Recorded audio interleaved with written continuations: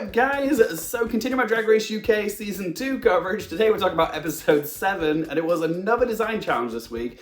This week, the queens were given a bunch of household materials, and they had to turn those materials into a COVID-19 lockdown superhero look, which gave us some dazzling looks, as well as some rough looks, literally. But we also got this season's reading mini challenge. One of my favorite mini challenges, just watching the queens read each other to filth. My personal favorite read was Lawrence Chaney saying this to Ellie Diamond. Ellie Diamond, you are so stupid. You studied for your COVID test. Brilliant. Oh, but it was actually Sister who ended up winning the reading mini challenge. That was like her first win throughout the whole season, finally, and she got given an extra 15 seconds head start to have at it with materials. But bloody hell, she picked everything! I mean, it was very COVID-19, wasn't it? Just grabbing everything in sight off them shelves. I'm surprised her outfit wasn't made of toilet paper, pasta shells, and paracetamol tablets. It set a selfish precedent because Sister took so much stuff. All the other queens felt the need to panic grab everything in sight. But hey, it is a competition. I tell you what, the editing of that scene was brilliant with the dystopian music, frantic editing, materials flying about all over the place. It was just pure campy carnage, and I loved it. The queens did produce some interesting looks with these materials. Let's start off with Tayce and her scourer jacket look thing. Well, let's start positively. I did think this was a step up from Bag of Chips' Scour look that she made last season. The Scourer certainly suited Tayce's skin tone more than Bag of Chips' did, and I could kind of see what Tayce was aiming for with that sort of woolly Brillo pad look. But the problem with her outfit was she either ran out of Brillo pads, time, or both. My eye went straight to that metallic landing strip gash of hers. Certainly not appealing, especially on a show which appeals to gay men. We don't want to see a pubic metal gash. No thank you.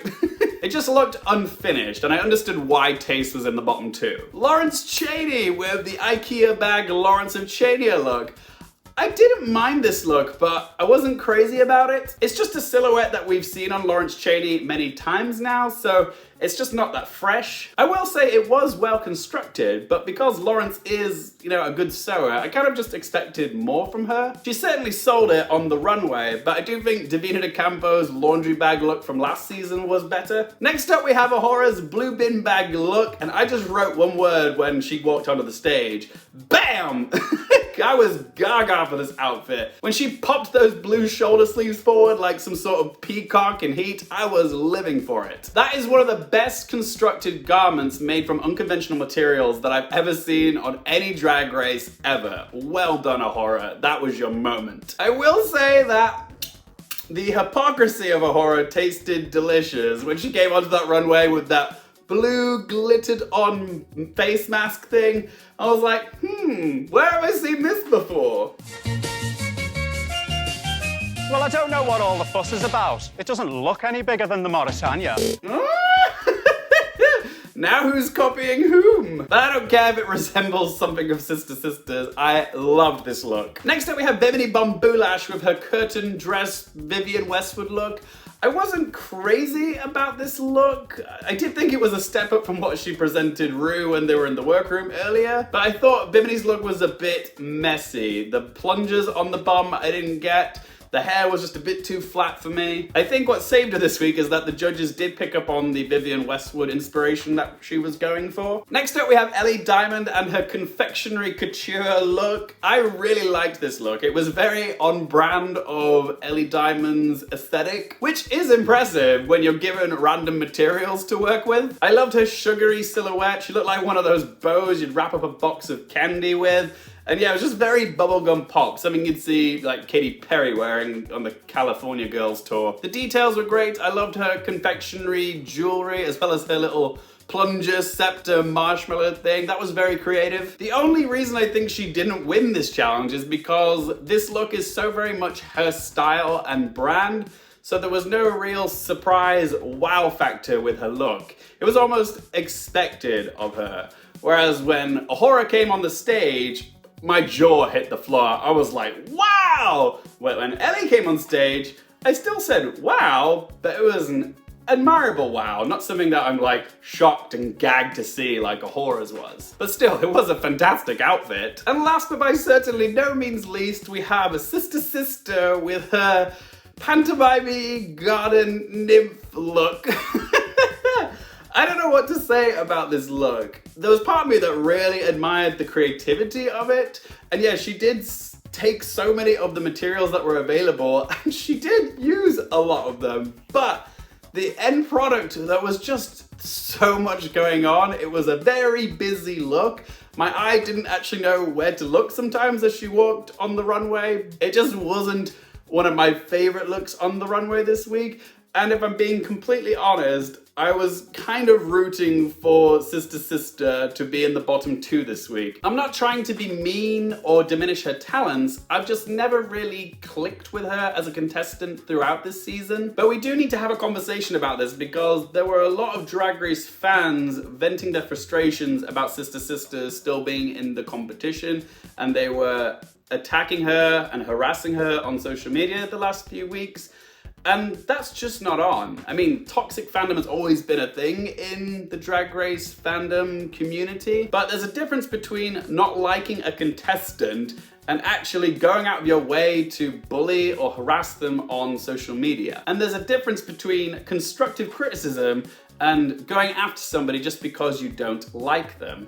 You're allowed to have your opinions on all the contestants, but anything that you share on social media, you have to be very careful with your choice of words because at the end of the day, these queens are still human beings with real feelings. The reason I think people haven't clicked with Sister is because she has a very dry sense of humor, which on a TV show doesn't always come across the way that she thinks it will. She kind of reminds me of a friend of mine who has a very acquired sense of humor. It's very dry and it can rub people up the wrong way.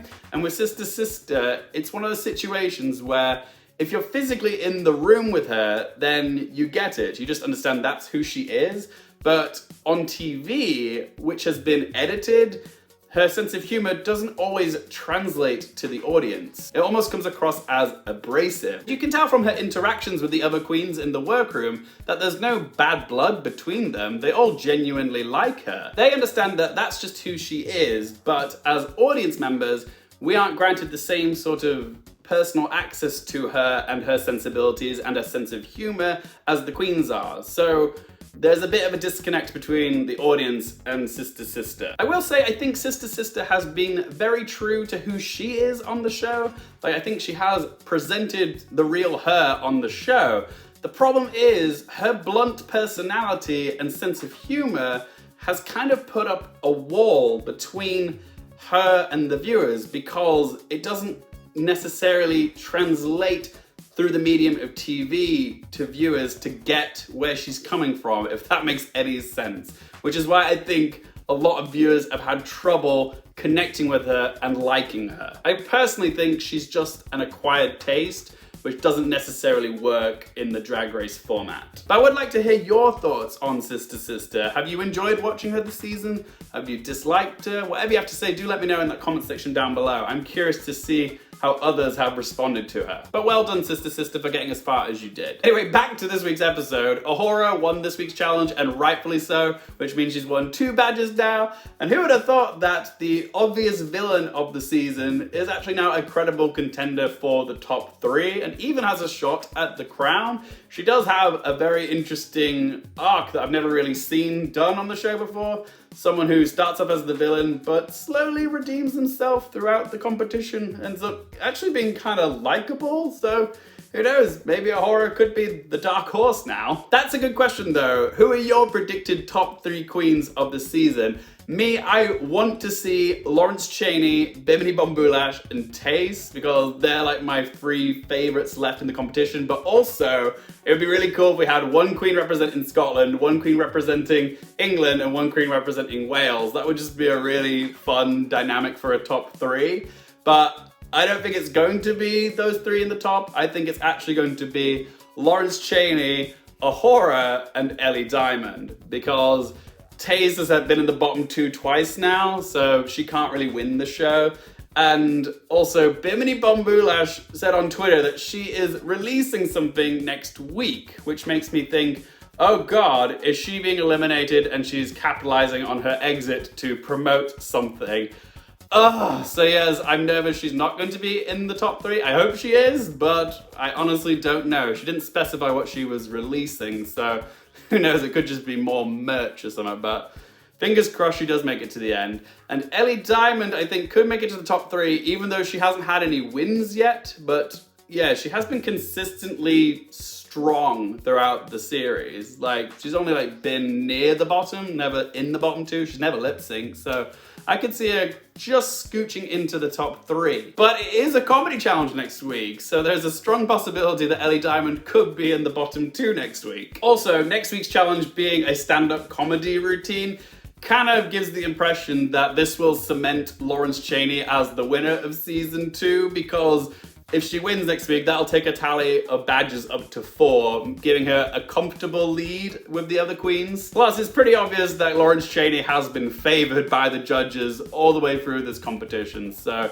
it won't be surprising if she ends up winning the whole thing. A Whora winning it though, that would be a surprise. But yeah, those are pretty much my thoughts on episode 7 of Drag Race UK, but I would love to hear from you guys. Who are your predicted top 3? Who do you think's gonna win? Who do you think are the predicted bottom 2 of next week? Whatever you have to say, let me know in that comment section down below. If you've enjoyed the video, hit the like button. If you want more movie, TV, Drag Race, and Oscars content, don't forget to click subscribe, and all my social media links in that video description down below. And as always, thank you guys so much for watching. For more things related to movies, TV, and popcorn culture, I'm Nick Carefield, and I'll see you next time.